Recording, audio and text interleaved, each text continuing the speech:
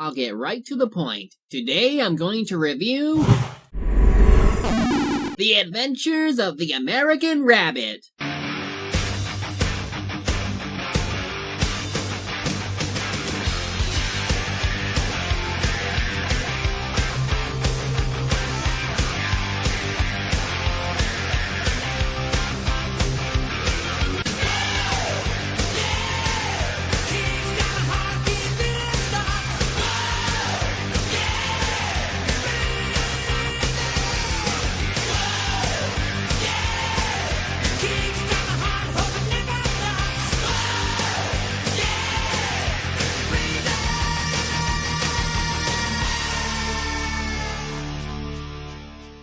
The film was produced by Fred Wolf Films Dublin and Toei Animation, with its main character based off the work of Stuart Moskowitz, who's actually known for making artwork for just about everything, like postcards, books, and even advertisements. At least according to this online gallery anyway, but it still looks pretty good. Now, there were a couple of books that featured the character, with one explaining the backstory to him. Yet rather than go with that, they chose to make up their own? Well, what can you expect, really? Hollywood don't bother keeping to source material anymore, so might as well see what they do here. Roll the footage! We open up in the little village of... insert your own name here, where a gathering is being held to celebrate the birth of Rob Rabbit, who will grow up to have the voice of Barry Gordon. A fine-looking boy. Yes, sir. He's a fine-looking boy. Why, thank you very much. Yes, thank you very much. Hey, you know, I have a sneaking suspicion that there may be a thing or two more about this little rascal than just good looks. Why, he might actually make a difference in the world over all the other baby-booming rabbits we had lately. Oh, it's awfully sweet of you to Honey, were we drinking again? It must be the punch. So time flies by and Rob is slowly turning into the world's most perfect and well-mannered child ever. Well, we don't actually see it. They pretty much tell us that. Hey, what about these little guys? Are they all right or what? Hey, didn't I see you at my son's birthday party? Now, he's a good boy. He'd never cheat or steal or fudge to win at anything. He's got a terrific sense of sportsmanship. Oh, yes, I know the family. Little Rob is really terribly gifted. So yeah, it's like rather than let us spend time with Rob and see how much of a Gary Stew he is, they just tell us how much of a Gary Stew he is. Sadly, it gets even more contrived.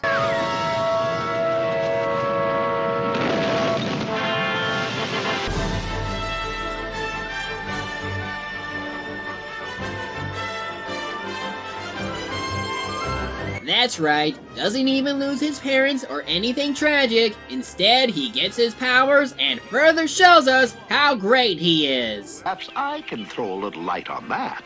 Is someone here? Who's there?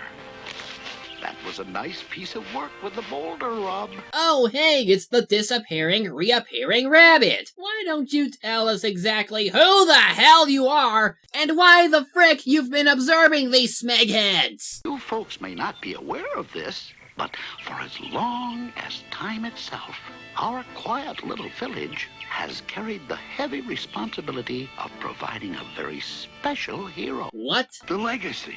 You're talking about the legacy. Our legacy is one of strength and goodness and justice. It's a gigantic responsibility. The person who carries it must run faster, fly higher, and work harder in the interest of good than any force anywhere. Anybody get that? I didn't. Exactly what the smeg does this have to do with Rob turning into the layman's version of Captain America and Superman combined into one? So after the parents come to terms with what's happened, Rob accepts his newfound responsibilities and takes off to find his place in the world. And it starts with this. Hey, you, Logan, what's with you? A jackal motorcycle gang? Alright, does this mean the movie will finally be good? Hey, what are you looking at, lunch meat? I'm, I was just noticing your helmet. This ain't no helmet. It's a kettle. You got any idea what gets cooked in a kettle like this here? Soup? You make rabbit stew. Okay, apparently in this universe of furries, it's okay to eat each other. Then again, what isn't normal about this world? And if you might have noticed, there's a vulture hanging with them. You'll see why later. Anyway, he arrives at a bar called Pandemonium, with a panda bear named Teddy, where Rob wishes to get the job as a pianist. We're also introduced to... Hi, I'm Bunny. Hi. How do you do? Very, very well. Land name is one thing, but really? She's making me think of Boggy, and that's never a good thing. He learns about how to play rock music with the piano just as the jackals arrive. We were very worried about the safety of the Pandemonium. We think it needs just an awful lot more accident insurance. Thanks so much for your concern. I'll make it a point to go over all this very carefully with my insurance broker. Look, you don't get the picture, wimps. You see, from now on, you gotta think of us as your insurance breaker. Yeah, we might just have to make stew out of you using my kettle helmet. You never know when something awful's gonna happen. You want to know something, Robert? Oh, yes. What? You play a whole lot of piano. Wow, that might just be the most obvious statement I've ever heard. At least not since... That's a lot of fish. Anyway, that night, Rob gets to play with the White Brothers, go with it, when of course the jackals return.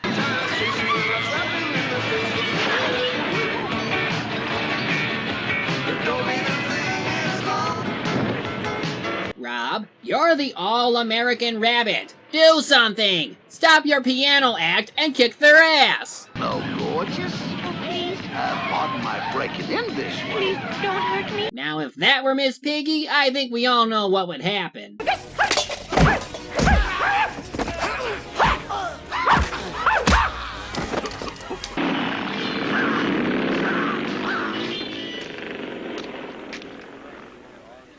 Sheesh, Rob. Not only do you do nothing against actual criminals, but you seem to be putting the moves on a lady despite what happened just now. What are ya, Christian? If we give in to them now, they'll just keep on doing the same thing to our neighbors, and finally to everybody.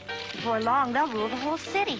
What are we supposed to do? Here's an idea. Call the cops! Everyone here is a witness to what happened, so it shouldn't be too difficult to turn them in. So anyway, Bunny decides they should hold a marching rally to stand up to the jackals. Later, we see the leader of the jackal gang named Walt. And boy, that's a lazy design right there. And from how he sounds, is he supposed to be Dr. Robotnik? Fools! Bunglers! Clowns! It's idiots like you who give evil a bad name. You don't mean... Every villain is Lemons, otherwise known as evil. Now it all makes sense. It's not that police aren't there. They can't do anything against an evil group of silly and pathetic villains who do nothing but break stuff. Yeah, why are they evil again? You will all ride in the march. At the rear, Valtor is going to make an example of those who dare to resist us. Keep this in mind. It'll be important later. So everybody is marching, as we also get to see this gorilla named Ping Pong, who's voiced by Lorenzo Music. A bunch of those jackals have formed a kind of procession, and they're riding in our parade. That's nice. Well, it just goes to show, no matter what we may think, at least not all jackals are as naughty as those meanies who broke up Teddy's, nightclub. Well, if there's one thing his voice wouldn't fit, is that of a gorilla. Okay, what the smegging hell is up with that vulture? How is it able to peck through steel wiring, let alone the steel casing on the bridge? And really? You guys are going for murder now? Endangering people by making them fall off a bridge? Is this really something you want to do? Forget the police, call in the National Guard. These guys are out for blood.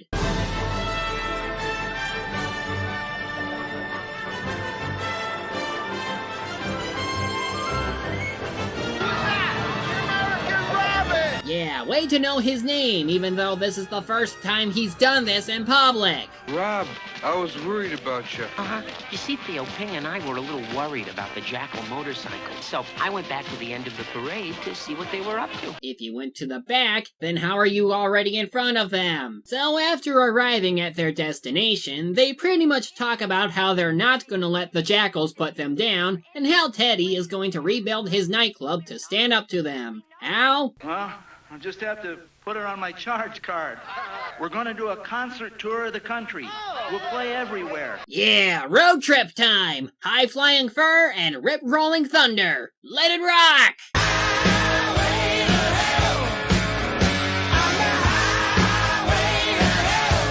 For bloody sake, was that really necessary? I need more tea. So Walt wants the American rabbit destroyed, so he asks for the biggest, strongest Hulk they could find to deal with him. Hey, that's Ping Pong. The guy you just described as Ping Pong. What, you want Garfield to take care of him? Yeah, good luck with that one. You'd be better off getting the actual Hulk to do him in. Especially since this one is too much of a pansy to do anything. Follow the messenger reading this to you to the new location. Stop. Signed, Teddy, Bunny, Rob. Jiminy, wonder why they decided to move the going away party. Well, I don't know, Mac. I'm just a messenger. And how does he not figure out it's one of the bad guys? Sense Boy, do you have it? I guess not, since he follows him all the way to the train yard. Hey, nighty-night, Pingy. For some reason, Rob and gang are at the train yard, in a car, so why come here if they weren't going to take a train, where Rob suspects Ping's disappearance is due to the Jackals. Which is where we should be heading right now, if we're ever going to make our concert date at the Trap Door. We're playing at a place called the Trap Door? Mm-hmm. The Grand Canyon's hippest new club. Who's the owner? Admiral Akbar? They get lost on the way, so Rob, noticing the Jackals, decides to send everyone downriver before being caught by them. Hey, folks, I just don't know why you're doing this. I don't know what you want from me, but I want you to know that I can't swim. Good God, you can tell he's not even trying. Even he knows this movie is a bust. Also, you're a freaking gorilla. Smash the damn tube with your fists. It'd take a few hits, but it'll do the trick. Join us. Agree to help us destroy the American rabbit. Just say the word, and we'll take you out of your little tub right now. I never do anything to hurt him. Wash this ape out of my life. What made you think it would have worked out anyway? You were better off using the vulture. As for Rob, he tricks the Jackals by convincing them that he can tap dance. I'm not kidding. It'll be hamburger in 20 minutes anyway. Come on, kid. Let's see you tap. Stop. If you're gonna do that, I'm doing this. With my rice, I like to have some cow, cow, cow. It tastes so very good, I don't know how. It's my favorite form of chow, chow, chow. Wow. Eat now. Hey, he's also not here.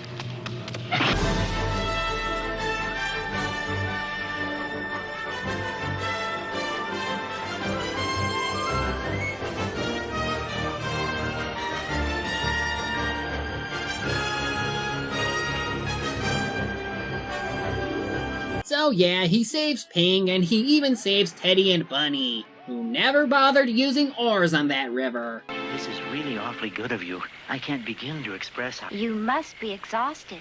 Why don't you come over here by the fire and rest for a few moments and get warm? Is she implying what I think she's implying? Screw it. So they eventually arrive in New Orleans, where it turns out the club they were gonna play at got burned down. So wait, the Jackals are gonna burn down every single place Rob and gang were going to perform? Really? The evil! Burning down your bars in order to discourage your right to perform. Stop! Hey, band wanted. Hey, yeah. Hi-ho, everyone. How in the world may I help you? It's a trap! A lot of really swinging bands have been fighting for the gig, but you guys just grooved right in and shot them all out of the saddle. Make up your mind, movie. It seems obvious they know the jackals are disguising themselves as people so they can do mischief. So are you really going to trust the next jackal that's likely going to... Oh, hey, what do you know? He tricked you. Somehow I get the feeling that these jackals, even with their big smiles and all the rest of it, are just as rotten as those other jackals. Dumbass, dumbass, dumbass. Well, I still think we should judge people by what they do, not what they look like. That would be fine, except so far every one of them has turned out evil. Then again, they are the same ones, but still, until we actually see a good jackal, that statement is really null and void here. Oh goody, more attempted murder. Let this be a message to anyone who will ever again try to oppose us. If you're dumb enough to stand up against Almighty Voltor, those are the same insignificant pipsqueaks who dared to mount the protest march against us on the bridge in San Francisco. Wait, that was San Francisco? I gotta say, the Golden Gate Bridge really grew over the years. So Rob transforms again, but wait, the ship is about to explode and there's fire all around. How is he going to explain that he got out with all that fire? Know a little something about rabbits, and old Rob there is a swimmer, if I ever saw one. I mean, that boy is a swimming fool. He's got that look. He'll be all right. Don't you worry. You know, you could just tell them it's you and make it easier on yourself. You can't pull this off forever, you know. So he spies on Walt and gang. We're going to New York. I figure if we can make it there, we can make it anywhere. New York, New York. But what are we going to do there? We're going to be bad. Yep, they're definitely lemons. So they slowly arrive at New York. And again, that rabbit wizard is here. Now he's just trolling us. Heck, he even dumps them like 50 miles away from the city. What a jerk! Oh hey, it's a cameo from another Stewart creation, the Chocolate Moose. Fellers don't mind riding along with a load of chocolate. What chocolate? Your truck is empty. Wait, now there's some in there? Hold up! Why are the jackals after you now? Why do all the penguins look like Penta from Penguin Adventure? Well, you see, according to Wikipedia, Stuart Moskowitz's characters were often used for Japanese mascots, so it's possible Konami lent Toei the design for— Shut up! I'm ranting here! Need to be pushy. No, hey, listen, if it were up to us, we'd love to sit and shoot. Shut up. With you. Hey, But time is money, and hey, let's not kid ourselves. It's a jungle out there, guys. Hey, we're fighting. Shut up! Oh, hey, that's a rough one. That really Make them shut up! in New York City rock and roll tax. I gotta tell you the truth, guys. So apparently Walt wants to rent out the Statue of Liberty from the Penguins so that he can get everyone to support his work. I don't know how that would work, and considering the destruction they caused, the whole country should be after them by this point. Oh, hello, what's this? Oh gosh, do you figure they want our chocolate all for themselves? No, Junior. I think they want to use our chocolate as a kind of delicious blackmail. So they can get people to do exactly what they want. What? Kind of delicious blackmail. So they can get people to do exactly what they want. Really? You honestly think he's gonna use chocolate to take over the world? The whole world craves chocolate. And he who controls chocolate controls everything. SpongeBob was right all along. With chocolate, you could rule the world! Let's see. Chocolate bars, chocolate M&Ms. Hey! What? I wasn't going to do anything. And, oh no. Really? Why is the Statue of Liberty human? If this is an animal world, why isn't the Statue of Liberty a dog or a cat? Or hell, a monkey if you wanted to be close to human. Anyway, Walt wants to force people to join him on his chocolatey crusade, and anyone who refuses gets blown up? Okay, just how insane does this guy have to be in order to force people to do something as stupid as controlling chocolate? This is no longer just a national threat. He is a terror to the whole world, and we need to let everybody know about the evils he's done. Quick, make as many viral videos about him as possible. Set up a donation fund. We're calling this Walt 2012. So Rob stops him, only to reveal that it was a suit of air. Well. If it isn't the heroic hair of San Francisco Bay. I had a feeling you might pop up again. So wait, how exactly was he controlling that suit? Okay, screw it. So Voltor forces Rob to spread the message of his evil plans around Lady Liberty, though how that gets out to everyone from such a high place is questionable. And of course, this somehow forces the entire city to follow them. Wait, there are police in this world? Where were you when it? Why didn't you? What? Ah! You can't hurry love. No, you'll just have to wait. She said love don't come easy. And now they decided to revolt. We're almost done with this movie, and now they start getting their senses back. Well, suffice to say, Voltor isn't pleased by this turn of events. So you've joined them. You joined them too, eh? You slime. Well, go ahead. Join them. I'll show you. I'll show all of you. I'm going to kill that putrid little rabbit. Because I have the will, and I have the doomsday switch. So that's the doomsday switch that was mentioned. Exactly what does it do, and how did it get made? Why would you make it anyway? How insane are you? So Rob goes emo for a while, until the trolling rabbit wizard returns to give him some much needed advice. Well, not at the bridge, and not at the riverboat. You don't get to win them all, Rob. Besides, seems to me like maybe it's time the American rabbit makes a power play of his own. This gives Rob the plan he needs. I'm gonna start by cutting off his power. All of his power. I'll stop the water that runs the turbine, that creates the power, that gives electricity to the whole city. And probably ruin the power grid for a while. Though at least it's better than Doomsday. So he's somehow able to hold back the water with electricity. This prevents the Doomsday switch from working, which means the day is saved, right? No, of course not. He takes the chocolate moose's son and puts him in the path of the water flow, the same one that Rob is holding off. Listen to him, American Rabbit.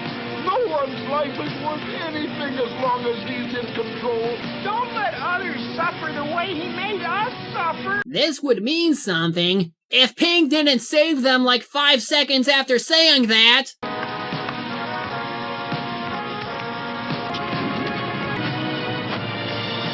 Dirty fool, Rabbit. Do you think they'll ever appreciate what you've done for them?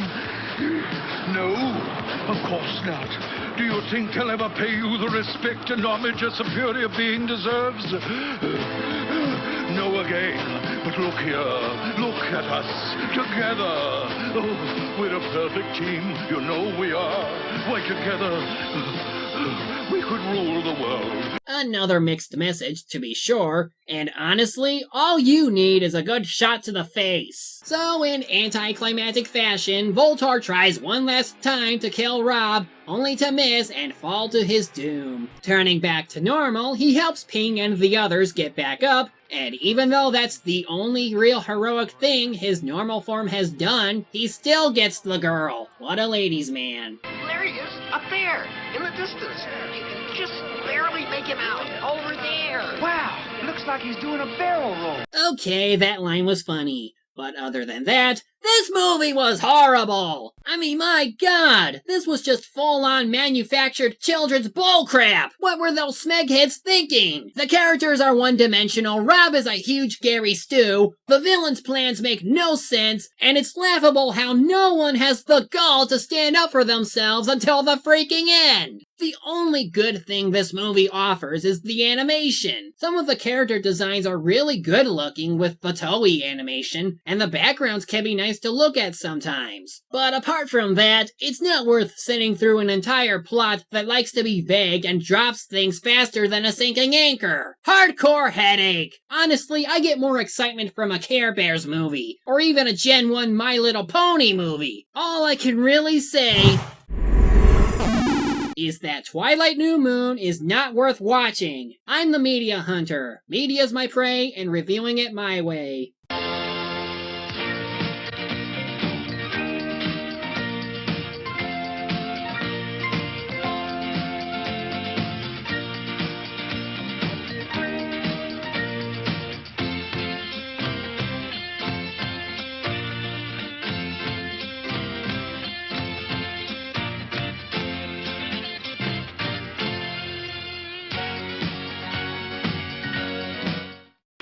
Look at that! He is doing a barrel roll.